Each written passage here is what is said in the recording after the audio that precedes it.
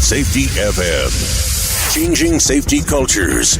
One broadcast and one podcast at a time. Welcome to Safety FM, where we talk about safety that's truly inspired by you. Hello and welcome to Safety FM. This episode of the broadcast and the podcast is brought to you by Safety Focus Moment. They are consultants that want to help you get to the safety culture that you've been looking for. For more information, go to safetyfocusmoment.com. Hello and welcome to Safety FM. This is Jay Allen. Well, thank you for coming back and taking a listen to the show. You guys have actually been listening to us on Spotify. Now that we're on there, been listening to us on Apple Podcasts, and of course, always on iHeartRadio. We really do appreciate everything that you guys go out there and do and take a listen to the different avenues that we're available on.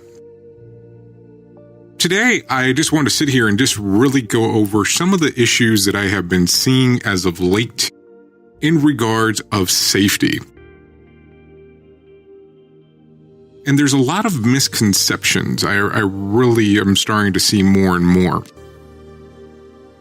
There's the misconception of if you are turning in reports, if you are turning in lagging indicators, this automatically puts you in a version of what your management might consider safe.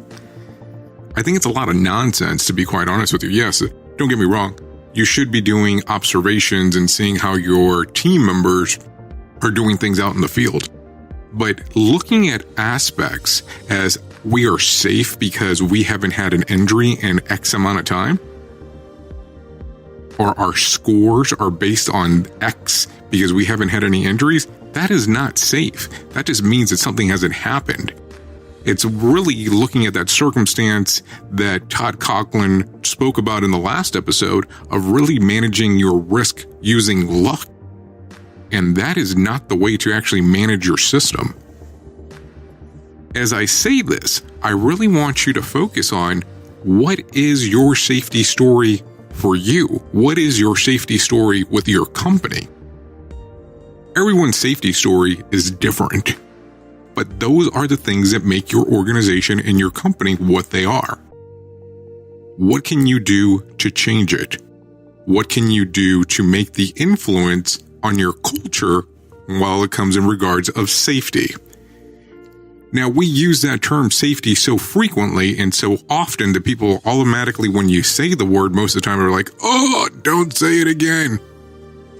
And it comes to that whole standpoint of how do you change the culture inside of the work environment? What can you do currently? How do you tie it in? Keep in mind, as we sit here and we have these conversations and we want to have these discussions, we need to be able to talk to our organization and the people within the organization about our programs of safety that we want to implement, but how do they tie into the organization? If you want an operational person to listen to what you have to say about safety, you normally have to be able to discuss the operation with them. And that's where we tend to fail quite often as safety professionals. There's nothing wrong with trying to implement a program, but keep in mind, I'm not saying that the operational people are trying to have your team members be injured, because that's not what I'm saying. What I'm saying is they want to see what is going to be in their benefit, what is going to be in the operations benefit, not just the whole portion of being safe, but are you going to change my production? Am I going to be less productive by your program that you're trying to implement? What is the return on investment? These are conversations that you and I have already had before. These are conversations that we're having now again because it needs to become a focal point inside of our organization. It needs to become one of those things that when you start speaking to your operational departments, they need to understand that your safety programs are there to help the organization and they're there to help the personnel, team members, employees, and so on. As we continue down this journey and this path, you need to be a voice of safety within your organization. You need to be the person that your team members feel comfortable coming to, regardless of them being an operational role, them being in a totally different role that is not within your safety department.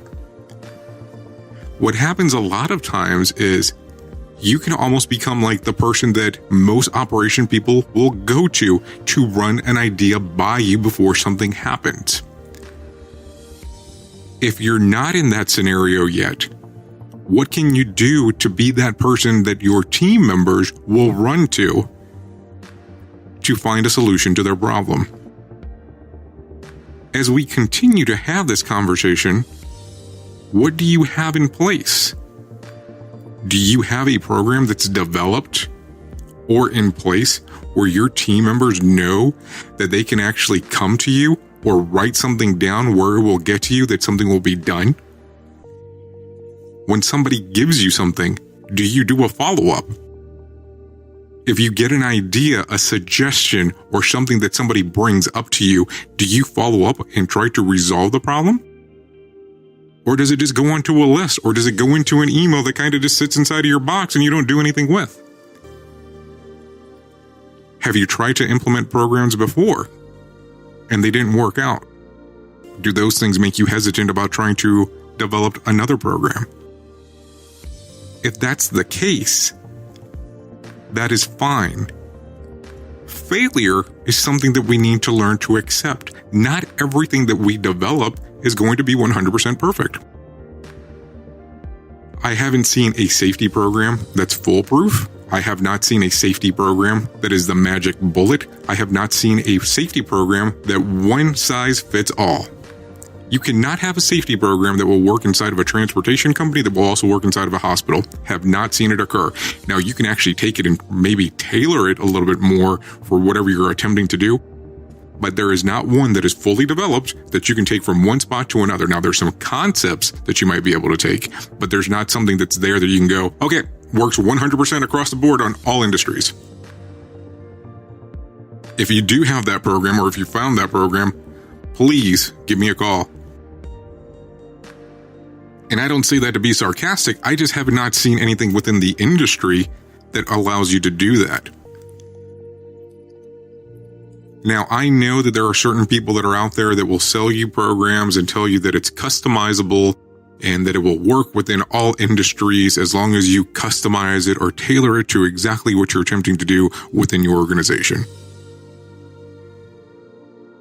Well, are they really selling you something that works, or are they selling you a bag of tricks?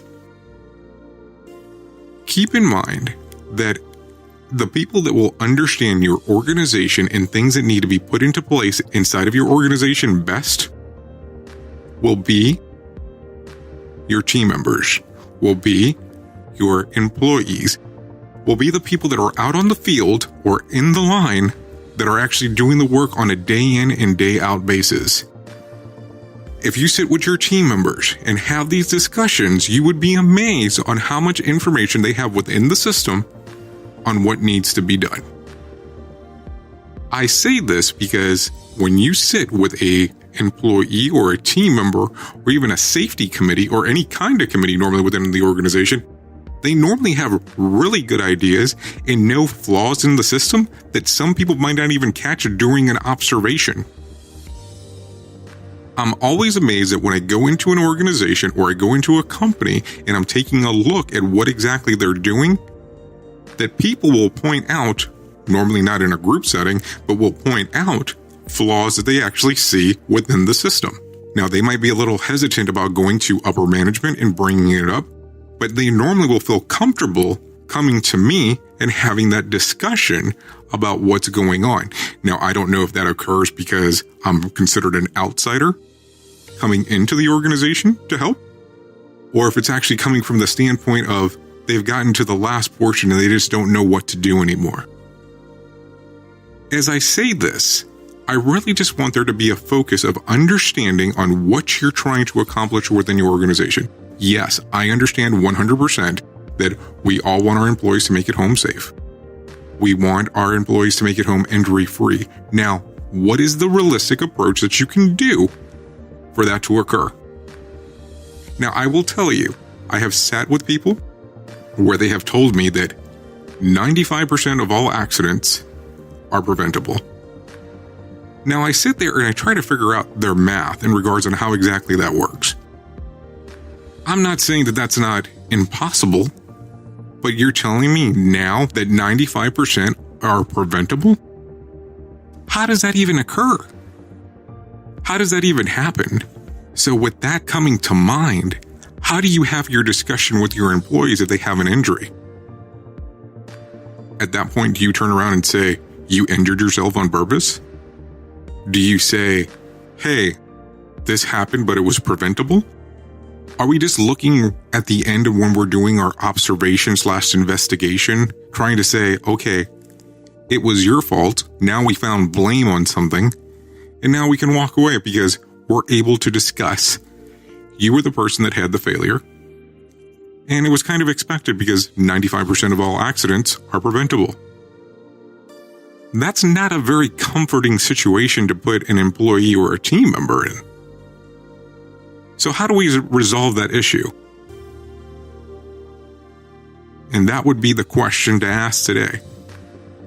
Is there a way to change the mindset of your employees, team members, and management about how many accidents are considered preventable, or the percentage of accidents being considered preventable?